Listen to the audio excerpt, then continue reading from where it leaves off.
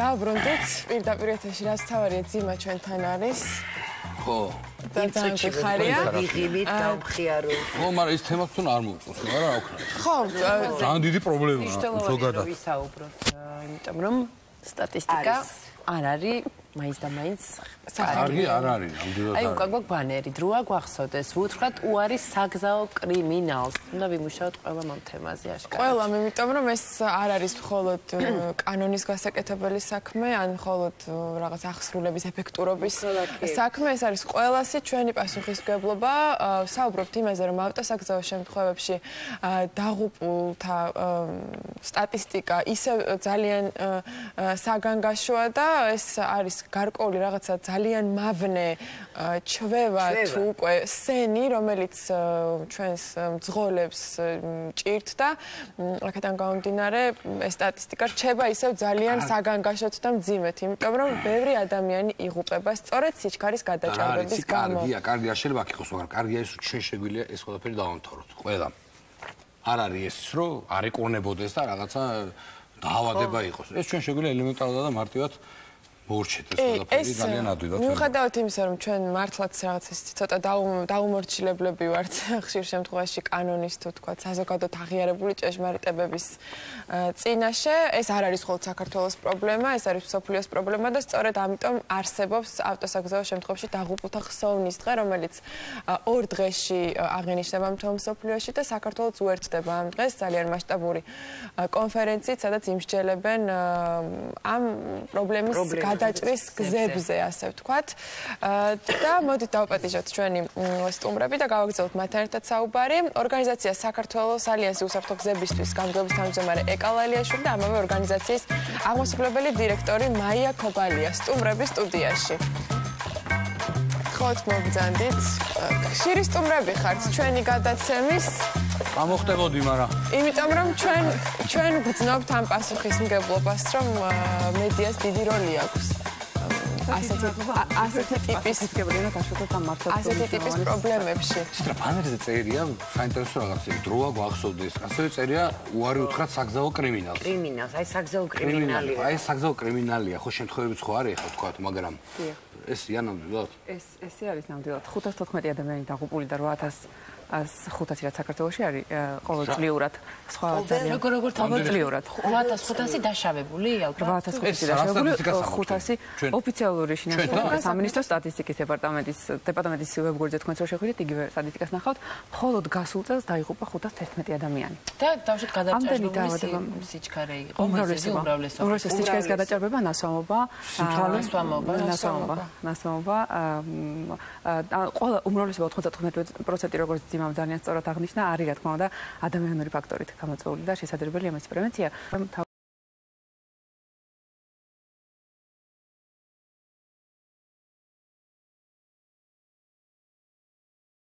ევროპის პრეროგატივა და რადგანაც თვითონ საგზაო საფრთხეობა არის ძალიან პრობლემური და კომპლექსური საკითხი, ასევე კომპლექსურ მიდგომას საჭიროებს. რაც შეეხება თვითონ სლოგანს, წლევანდელი გაეროს საგზაო საფრთხეობის დაღუპულთა და დაშავებულთა ხსოვნის საერთაშორისო დღის სლოგანი არის ესეთი: დროა გვახსოვდეს, რომ უარი უთხრათ საგზაო კრიმინალს და საგზაო კრიმინალი როგორ არის, როდესაც 514 ადამიანი იღუპება.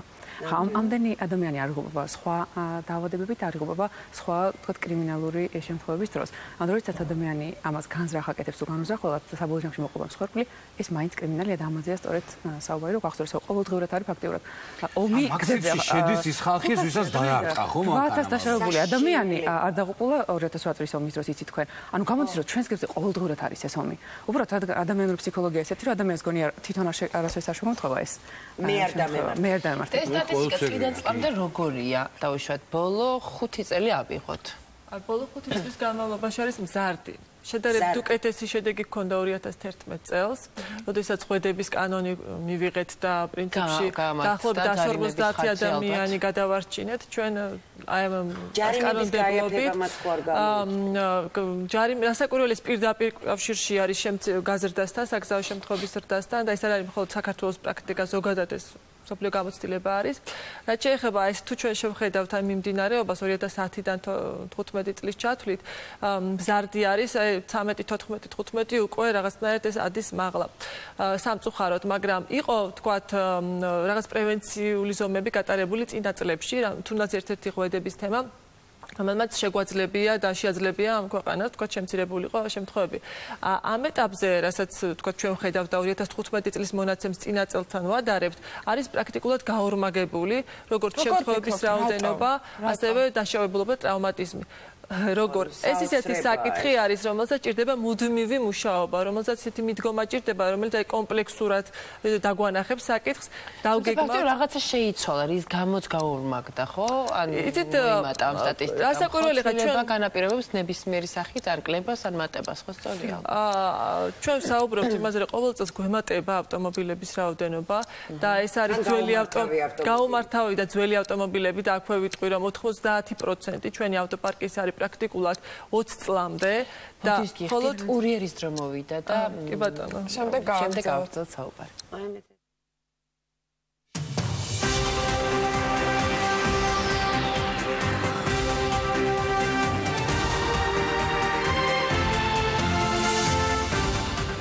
ერთხელ მოგესალმებით მოკლედ დღის მთავარი თემების შესახებ.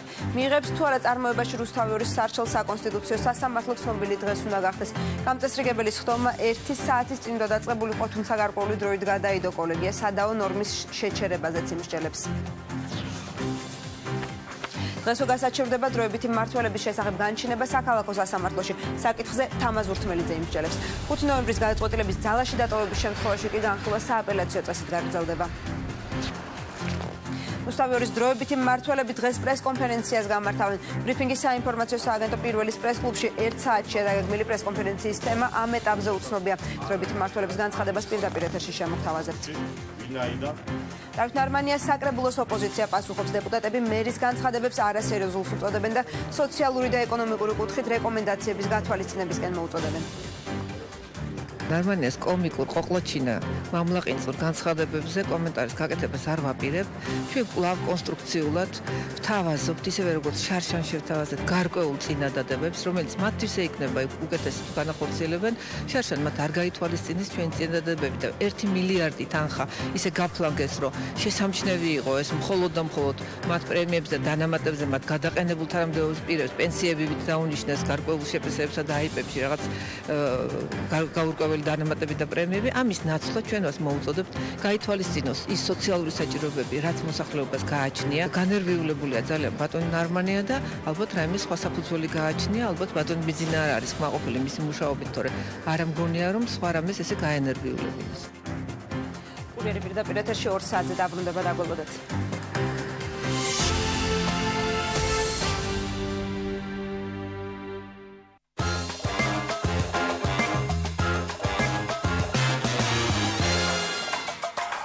ბრუნდით და საუბრობთ ძალიან მნიშვნელოვან თემაზე და გავჩერდით ავტომობილების მიზეზზე თუ რატომ მოიმატა ბოლო 2 წლის განმავლობაში ავტოსაგზაო შემთხვევათა რიცხვმა. აქ მხოლოდ ავტომობილებზე ვერ ვიტყვით რასაკვირველია როგორც მიზეზს, თუმცა აუცილებლად უნდა აღინიშნოს, რომ დიდი რაოდენობა 90% არის გაუმართავი ავტომობილებისა, რაც ერთ-ერთი მიზეზია იმისა, თუ რატო შეიძლება მოხდეს საგზაო შემთხვევა. შემდეგი მიზეზი არის გაუმართავი ინფრასტრუქტურა, გზები და მოდით ახლა ქალაქის გზებზე თუ ვისაუბრებთ ამ შემთხვევაში და ქვეითებისთვის უსაფრთხოდ მოწყობილ გზებზე, აუცილებლად აღსანიშნავი არის ის უსაფრთხოების კუნძულები, რომლებიც უნდა უფრო ხშირად უნდა იყოს ჩვენს დედაქალაქში და სხვა ქალაქებში, სიჩქარის შემაკავებელი ბორცვები, რომელიც ვიწრო გზების დასახლებულ პუნქტებში, რომელიც პრაქტიკულად ფიზიკურად ვერ მიცემს მძღოლს იმის საშუალებას, რომ განავითაროს მაღალი სიჩქარე. დიახ. აი ეს რა თქმა უნდა ზებრა გადასასვლელები, ძალიან ხშირად შუქნიშნები და ასე შემდეგ. ეს არის გზის მიმართულები. ანუ თქვენ გულისხმობთ არა მხოლოდ სკოლებთან და ბაღებთან, არამედ საერთოდ ზოგადად სკოლებთან და ბაღებთან ყველა შემთხვევაში უნდა იყოს. მაგრამ დასახლებულ პუნქტებში უნდა იყოს, შეიძლება არ იყოს სიჩქარის შემაკავებელი ბორცვი, მაგრამ იყოს ზუსტად სიჩქარის ლიმიტი, რომელიც თქვა 20 კმ/სთ-ზე მეტ სიჩქარის განვითარების საშუალებას არ მოგცემს. ჩვენთან მიღებულია ფართე გზები და რაღაც ტენდენცია მიდის იქეთ, რომ თუ გზა არის ფართე და რაღაც განიერი და ხო, მაშინ ეს კარგია, მაგრამ არ არის ეს თანამედროვე მიდგომა პირიქით. დღეს ევროპულ ქალაქებში ხდება აქცენტის გაკეთება ადამიანებზე და უსაფრთხო გზის მოწყობა ქვეითებისთვის და ადამიანებისთვის, არა მძღოლებისთვის. აქ ტროტუარებიც უნდა აღინიშნოს და ვთქვათ, ბევრი სხვადასხვა ფაქტორი. მივადექით ჯარიმებს. ეს გავრცელებული აზრია, რომ თითქოს გარკვეულ შემთხვევებზე ჯარიმები განახევდა. ეს რამდენად შეიძლება ჩაითვალოს ასე ვთქვათ, ძღოლების სითამამის მომატების მიზეზი. დავამატებ აუცილებლად ჯარიმებზე და პატრულის როლზე, რასაკვირველია სიჩქარის გადაჭარბებაზე განახევდა და ეს ძალიან დიდი სტიმულია ამ დამრღვევი მძღოლებისთვის, რომ განავითარონ უფრო დიახ სიჩქარე და ეს არ არის ნამდვილად პოზიტიური ცვლილება, რაც მოხდა 1 წლის წინ, მაგრამ აუცილებლად უნდა აღვნიშნო ეს ერთწლიანი სამოქმედო გეგმა, რომელიც ამ 2 კვირის წინ გაგვაცნო ერთ-ერთმა შინაგან გასაქმეთა სამინისტრომ და ვთქვათ ამ პერიოდის განმავლობაში ის გეგმავს გარკვეული ინტერვენციების გატარებას და ერთ-ერთი არის სიჩქარის გადაჭარბებაზე ჯარიმის გამკაცრება და ეს ძალიან მისასალმებელია ეს ნამდვილად არ ვიცი, მაგრამ წინასწარ არ მინდა ვთქვათ ამაზე საუბარი, არის ძალიან მნიშვნელოვანი დეტალები, რომლებსაც ალბათ მოგვიანებით თვითონაც ოფიციალურად გამოაცხადებენ. მაგრამ გარდა ამისა, არის ასევე და მინდა აღვნიშნო პატრულის როლი. ჩვენ რაღაცნაირად პატრული ყოველთვის საყვედურობთ და გამოვთქვამთ და ეს ალბათ რაღაც მომენტში არის ობიექტური მოსაზრება, ვინც პატრული უნდა აჯარიმებდეს და ბევრი კანონდარღვევა მის თვალწინ უბრალოდ რეაგირების გარეშე ჩაევლის, მაგრამ ალბათ უნდა გამოვიყენოთ უფრო თანამედროვე ტექნოლოგიები და პატრულის როლი ქუჩაში დგომა და დაჯარიმება კი არ იყოს, არამედ პატრულს უფრო უნიკალური ფუნქცია მივანიჭოთ, როგორიც არის ვთქვათ განათლება და ადამიანების ინფორმირება ვთქვათ და მაგალითად ესტონეთის მაგალითი ვიცით, როდესაც პოლიცია შედის სკოლებში, ბაღებში და ინფორმაციას აწვდის მაგალითად ბავშვებს შემეცნებითი როლი. და ზუსტად ის კამერები, რომლებიც დამონტაჟებულია და უნდა მუშაობდეს და უნდა აჯარიმებდეს კანონდარღვევას, აი უფრო ეს მიმართულება გამართლებული არის შემცირების მხრივ კრიმინალის. ხო, აქაც ანუ კომპლექსური საგზაო კრიმინალის. ჩვენ ჩავატარეთ კვლევა ქვეითების და მძღოლების ჩვენი ერთ-ერთი პროექტის ფარგლებში, რომელმაც საჩვენა თქვენს შეკითხვას, რომ უპასუხოთ აღსრულებასთან დაკავშირებით. ქვეითებმა ისევე როგორც მძღოლებმა, უმრავლესობამ 75-80% აღიარა, რომ იმ შემთხვევაში თუ კანონი იქნება ნაკლებად ლიბერალური, რაც გულისხმობს იმას, რომ იქნება უფრო მკაცრი აღსრულება კანონისა, მაშინ ისინი მზად არიან, რომ ის მძღოლები, რომლებიც არ უთმობენ ზებრა გადასასვლელზე, გზა დაუთმონ და ის ქვეითები, რომლებიც გადარბიან იქ, სადაც არ უნდა გადაიყვნენ, აღარ. რა თქმა უნდა, ეს არ არის იდეალური სურათი. არ უნდა ჩვენ იმიტომ კი არ უნდა არ გადავირგვინოთ, რომ ჯარიმას ვთქვათ გადავურჩათ, არამედ იმიტომ რომ ჩვენი სიცოცხლე, მაგრამ ხო ასე დაიწყო ხვედების კანონიც. და ასე გადაარჩინა ამან ასობით ადამიანის სიცოცხლე. თუ ეს გადაარჩეს ასობის, აბსოლუტურად ერთი ჯაჭვის ორი რგოლია. თუ თავდაპირველად რადგან ჩვენი თვითშეგნება სამწუხაროდ არ არის ესეთი მაღალი, დავიწყებთ ჯარიმების შიშით გაჩერებას და წესების დაცვას, რატომაც არა. მე ეს გაждდება ჩვევაში და ჩვევის გამოსწორება და ჩვევის შეცვლა არის, რაც საბოლოო სურათს ცვლის საბოლოო ჯამში გზებზე. იცით რა ვერ გავიგე? თითქოს ერთი შეხედვით ძალიან მარტივია. თუ ავიღებთ იმ სტატისტიკასაც თქვენ ბრძანეთ, რომ აი ასეთ გაიზარდა ციფრიდან არც ერთი დაავადებით ასე არ იღუპებიან ადამიანები ამ რაოდენობით წელიწადში, როგორც ავტოსაგზაო შემთხვევები. ხო ძალიან მარტივია მის გადაჭრა, მართლაც რომ კეთილინება არის საჭირო, მარტო არის არ ვიცი, რაშია პრობლემა, რაშია უთანხმოება, რატომ ამ თემაზე საუბრობთ, აბსოლუტურად გადის დრო და რაღაცნაირად იზრდება სტატისტიკა ღმერთეთში.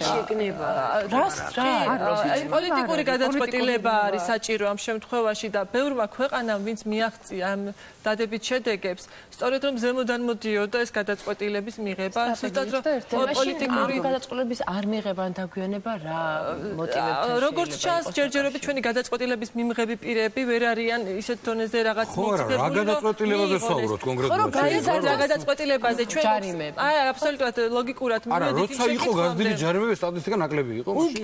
უზომოდ გაიზარდა. ნაკლები იყო. ერთი არის ჯარიმები, დიმა, მაგრამ ხოლო ჯარიმებით ვერ მივახწევთ ამ შედეგებს, რომელიც ჩვენ გვინდა. ეგ მომსახურეობა გამოდის. აქ არის სხვადასხვა მიმართულებები, ხა ტექ დათვალიერება გადავდეთ რამდენიმე წლით, ხო? ეს ერთ-ერთი მიზეზი არის. სიცოცხლეზეა საუბარი, რაღაცა მგონი რომ რაღაცეები. ჩვენ გვაქვს აი ეს ერთიანი კომპლექსური მიდგომა, როდესაც საუბრობთ ჩვენ უკვე წლების განმავლობაში ამ საკითხზე.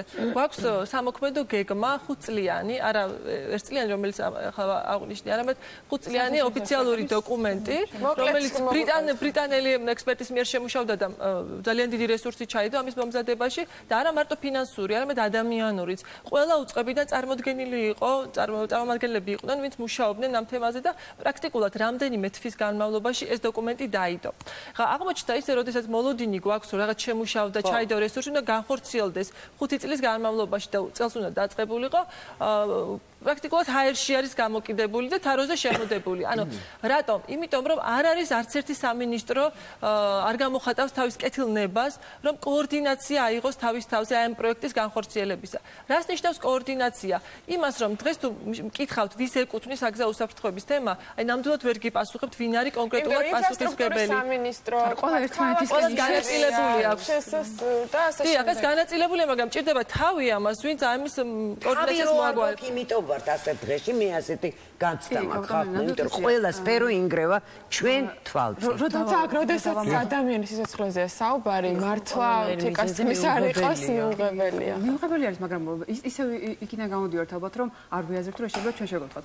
ეხლა რაც შეეხება ეკას ნათქვამს დავამატებდი, რომ ყველა იმ ქვეყანაში, სადაც რომელსაც ჩვენი გზა გაიარეს და ასევე კატასტროფული მაჩვენებელი იყო და მივიდნენ შვედეთის დონემდე, ვთქვათ, წელიწადში 2-3 ადამიანი იღუპება და აქვთ საერთოდ zero tolerance, ანუ ნულოვანი ტოლერანცია, რაც იმას ნიშნავს, რომ ავტოკატასტროფით გამოწვეული ადამიანური მსხვერპლი უნდათ რომ შეამცირონ ნულამდე, იმიტომ რომ იციან, რომ ამის შემცირება და ადამიანის სიკვდილის პრევენცია შესაძლებელია.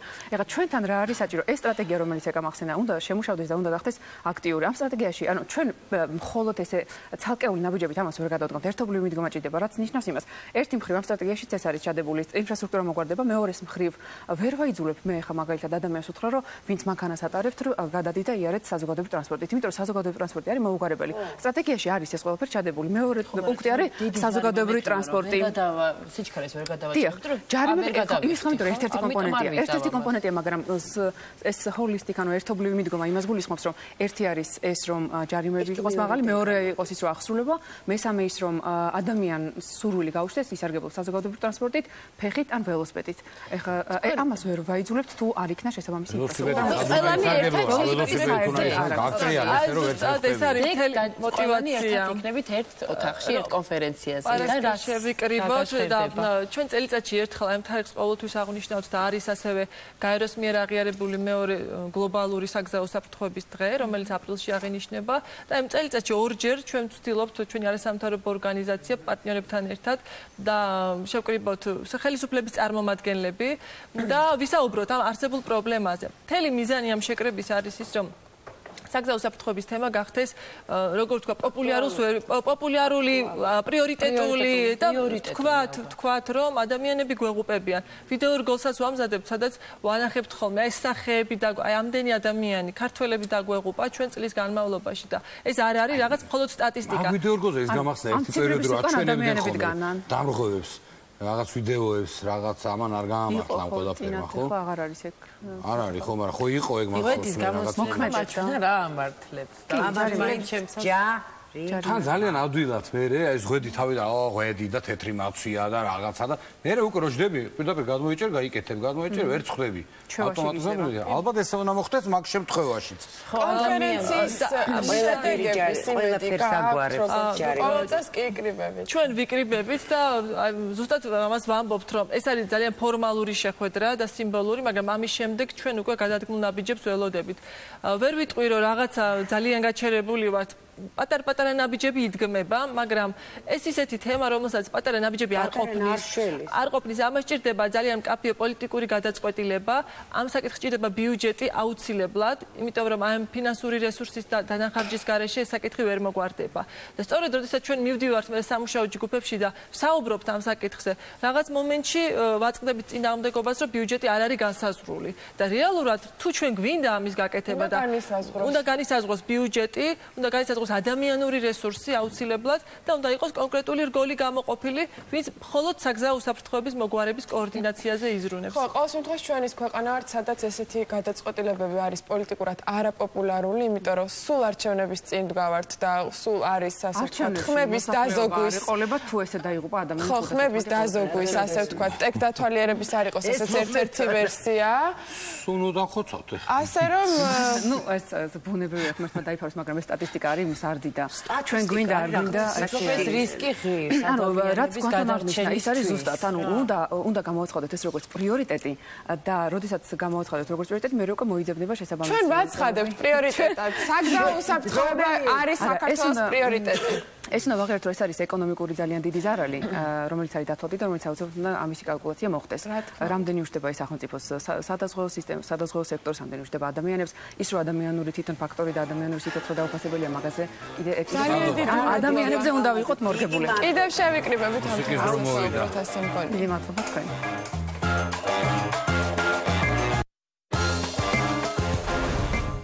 შუა დღეში მამების დროა. როგორ არწმებს თავს ერთ დღეს შვილებთან მორაგბე მერაბ კვირიკაშვილი.